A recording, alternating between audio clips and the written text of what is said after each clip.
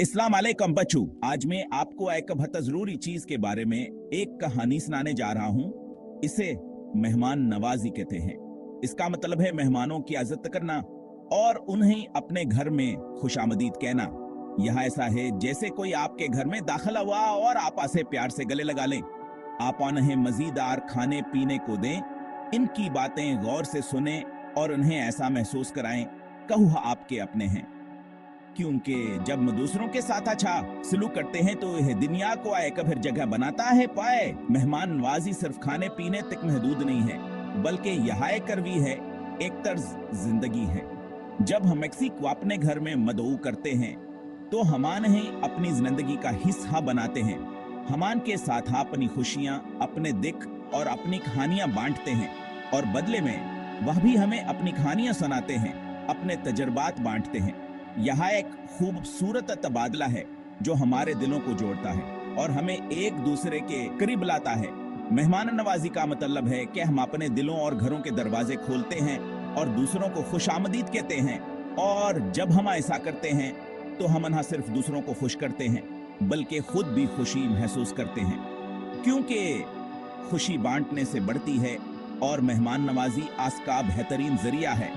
तो बच्चों, हमेशा याद रखें कि मेहमान नवाजिया ये खूबसूरत अमल है जो हमें एक दूसरे के करीब लाता है।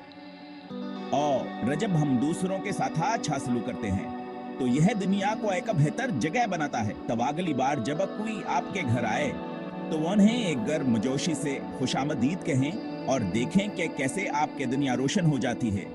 क्योंकि मेहमान नवाजी सिर्फ एक अमल नहीं बल्कि एक जज्बा है जो हमें इंसानियत की खूबसूरती का एहसास दिलाता है। तो बच्चों, हमेशा हम मेहमान नवाजी को अपनी जिंदगी का हिस्सा बनाएं और देखें कि कैसे आपकी दुनिया बदल जाती है। अल्लाह हाफिज और अगली कहानियां तक खुश रहें और दूसरों को खुश रखें। एक दफा का जिक्र है, एक छोटे से और धूप वाले गांव में अमित नामक का एक छोटा लड़का रहता था। अमित को अपने खिलौनों से खेलना बहुत पसंद था, खासतौर पर अपनी चमकदार सर खिलौना कार के साथ। एक दोपहर जब अमित अपने कमरे में खेल रहा था तो उसने दरवाजे पर दस्तक सुनी।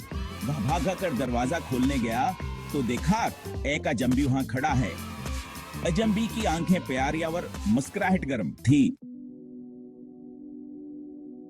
अजनबी ने कहा, अस्सलाम अलैकुम छोटे बच्चे, मेरा नाम राहुल है और मैं एक मुसाफिर हूं। मैंने बहुत सी जगहें देखी हैं और बहुत सी कहानियां सुनी हैं। क्या आप मुझे थोड़ा सा पानी पिला सकते हैं? सफर ने मुझे थका दिया है और मैं बहुत प्यासा हूं। उम्मीद की मां ने बातचीत सुनी तो जल्दी से दरवाजे पर आ गई। उन्होंने राहुल को देखा और मुस्कुरा कर कहा, आइए अंदर तशरीफ लाएं। उन्होंने राहुल को अंदर आने की दावत दी और उन्हें ठंडे पानी का गिलास और कुछ मीठा खाने को दिया। ये लें, आप थके हुए लग रहे हैं। अमित राहुल के पास बैठ गया और इसकी कहानियां बड़े इंहमाक से सुनने लगा। आपने कहां-कहां सफर किया है? उमियत ने पूछा। राहुल ने दूर दराज की जमीनों और दिलचस्प मुहिम-जुई के बारे में बताया, जिससे उमियत की आंखें हैरत से फैल गईं।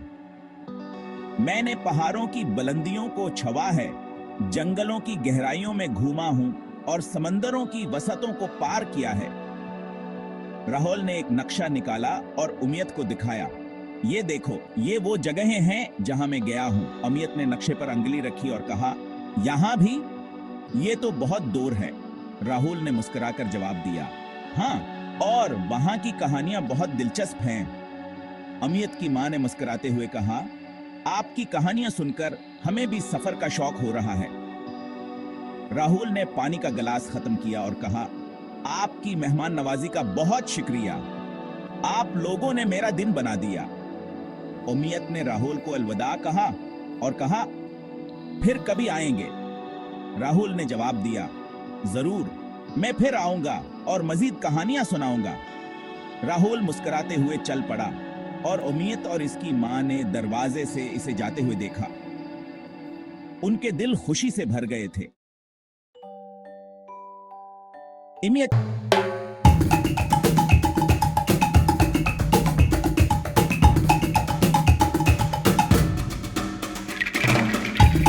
चाहता था कि राहुल आराम हाँ और खुश रहे, बिल्कुल अपने ही खानदान के अफराद की तरह जो कभी कभार मिलने आते थे। इसे याद आया कि हासके कजनज कोवास्की खिलौना कार के साथ खेलना कितना पसंद था। तो अमित ने अपनी सबसे कीमती चीज अपनी सरख खिलौना कार राहुल के साथ शेयर करने का फैसला किया। अमित की इस खावत से राहुल बहुत खुश हुआ और उसके साथ खेलने लगा। दोनों हंसते और मजे करते रहे।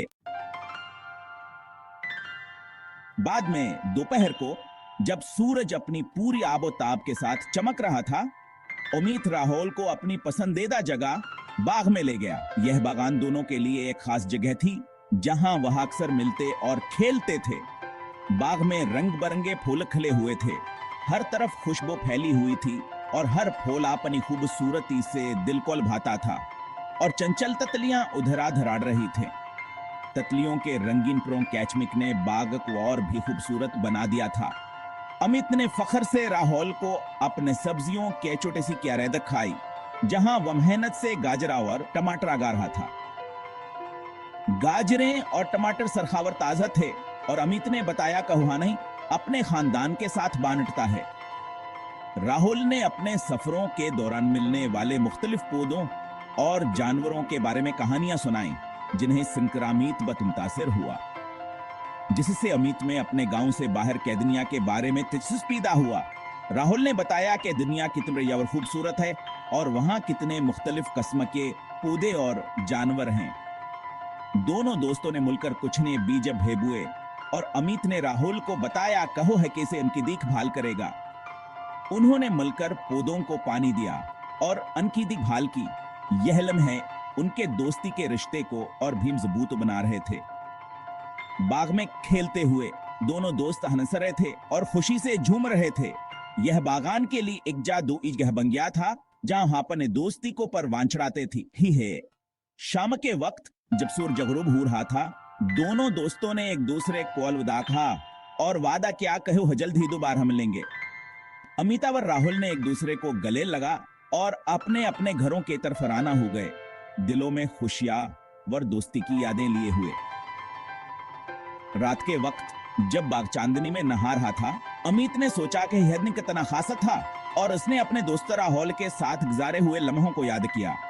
अमित ने मुस्कुराते हुए आंखें बंद की और ख्वाबों के दुनिया में खो गया, जहां वहां राहुल हमेशा के लिए दोस्त रहेंगे। जब सूरज गरूब होने लगा तो अमित की मां ने सबके लिए मजेदार खाना तैयार किया। वह सब चमकते सितारों के नीचे एक साथ बैठे कहानियां और हंसे शेयर करते रहे। अमित ने महसूस किया कहा से कि अंदर एक गर्मजोशी फैल रही है, खुशियां व इत्मीनान का एहसास है। राहुल ने अपने खानदान और अपने घर के बारे में कहानियां सुनाई और अमित का खानदान दिलचस्पी से सुनता रहा, जिससे इसे अपने ही खानदान का हिस्सा महसूस हुआ। अगले सुबह राहुल के अपने सफर पर आगे बढ़ने का वक्त आ गया। अमित को अपने नए दोस्त को जाते हुए थोड़ा दक हुआ, लेकिन इससे मिलकर खुशी भी हुई। उन्होंने एक दूसरे को अलविदा कहा, राबते में रहने का वादा किया। जैसे राहुल अमित को हाथ हिलाते हुए चला गया, वह अपने साथ न सिर्फ अपनी आमद की यादें ले गया, बल्कि हास मेहमान नवाजी की गर्मजोशी भी जवा से मिली थी। इस दिन उम्मीद ने एक कीमती सबक सीखा कि मेहमान नवाजी सिर्फ खाना और पनाहगाह फराहम करने के बारे में नहीं है, ये दूसरों के लिए अपने दिल और घर खोलने, उन्हें प्यार और इज्जत का एहसास दिलाने के बारे में है। इसने महसूस किया कि शफकत के छोटे छोटे काम जैसे खिलौना शेयर करना या किसी की बातें सुनना किसी की जिंदगी में बहुत बड़ा फर्क ला सकते हैं। तो मेरे प्यारे दोस्तों, अमित और राहुल की कहानी हमेशा याद रखना।